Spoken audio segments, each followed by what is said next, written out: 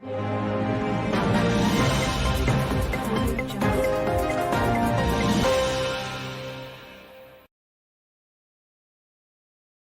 দিন বুধবার অশান্তির ঘটনা ঘটল পশ্চিম বর্ধমান জেলার আসানসোলের কুলটি এলাকায়। আসানসোল পুরনিগমের কুলটির ৬৮ নম্বর ওয়ার্ডের করিমডাঙ্গাল এলাকায় বোমাবাজি, গুলি চালানো ও পাথর ছোড়ার অভিযোগে ব্যাপক উত্তেজনা ছড়িয়ে পড়ে। ঘটনায় এলাকা জুড়ে আতঙ্কের পরিবেশ তৈরি হয়। স্থানীয় সূত্রে জানা গেছে, কুলটির করিমডাঙ্গাল এলাকার একটি মসজিদের সামনের রাস্তা দিয়ে কয়েকজন যুবক হইচই করতে করতে পুকুরে স্নান করতে যাচ্ছিল। তারা নিজেদের মধ্যে গালিগালাজ করছিল। একই সঙ্গে তারা মসজিদের সামনে রাখা বিভিন্ন জিনিস ভাঙচুর করতে থাকে বলে অভিযোগ। তখন এলাকার বাসিন্দারা তাদেরকে চলে যেতে আলেন।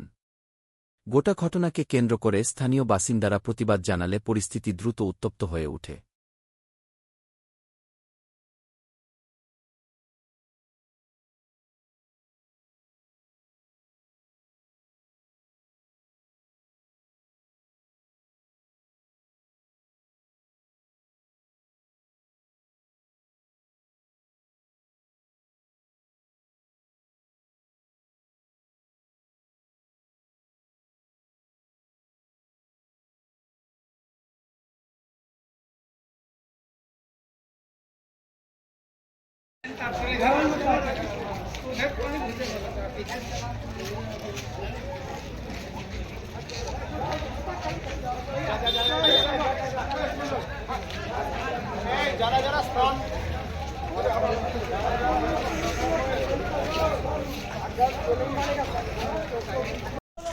কি ঘটনা ঘটেছে?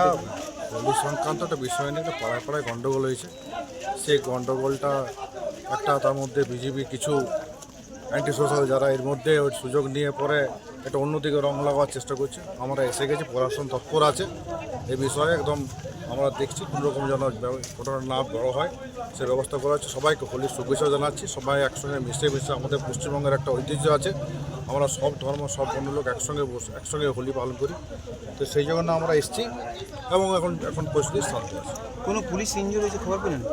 তো কোনো একটা ঘটনা হয়েছে আমরা জানি, এবার কতটা কী হয়েছে সেটা পুলিশ জানবে। আমরা শোনা মাত্র এসে পৌঁছেছি। একটা হোলির সংঘর্ষ সামান্য বিষয় নিয়ে একটা দুটো পাড়ার মধ্যে সংঘর্ষ, তো সেটার থেকে একটা অন্যদিকে রূপ নেওয়ার জন্য চেষ্টা করছে বিজেপি। তো ওইটাই কাজ, ওটাকে যে কোনো জিনিসকে ওরা একটা ধর্মের বিষয়ে বা কোনো গোষ্ঠীর বিষয়ে জাতপাতের বিষয়ে কীভাবে ওরা ফায়দা নেবে সে চেষ্টা করে, নোংরা রাজনীতি বিজেপি করার চেষ্টা করছে। আমরা এখানে এসে গেছি, তৎপর আছি এখানে, যাতে জিনিসটা না বাড়ে সেটা দেখা যাচ্ছে। দুই পক্ষ অভিযোগ করে এখানে গুলি বোম চলেছে। একদম বিজেপির চক্রান্ত। ওরা সামনে ভোট আসছে, ওরা তো জানে কোনোভাবে পারবে না, তৃণমূলের সঙ্গে তো কোনোরকমভাবে উন্নয়ন বা কোনো কাজের মধ্যে পেরে উঠতে পারবে না।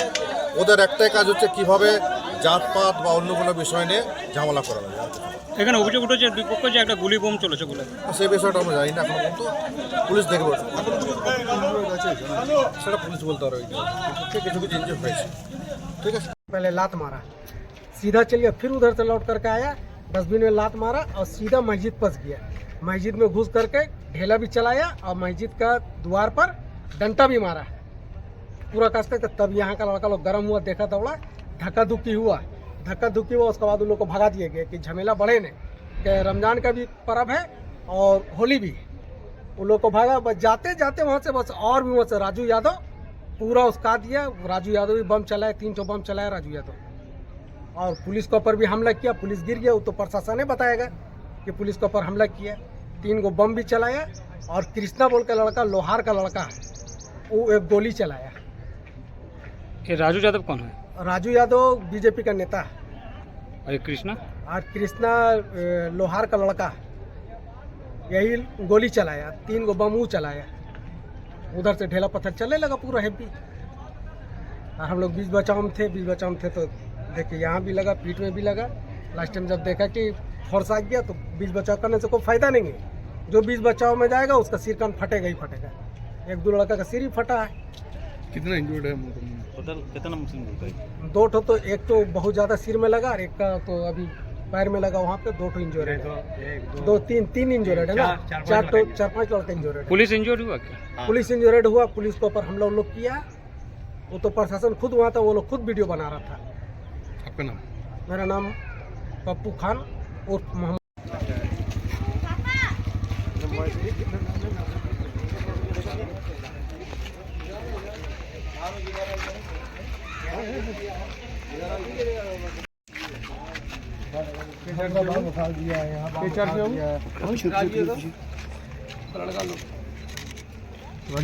पूरा बाम उखाड़ दिया।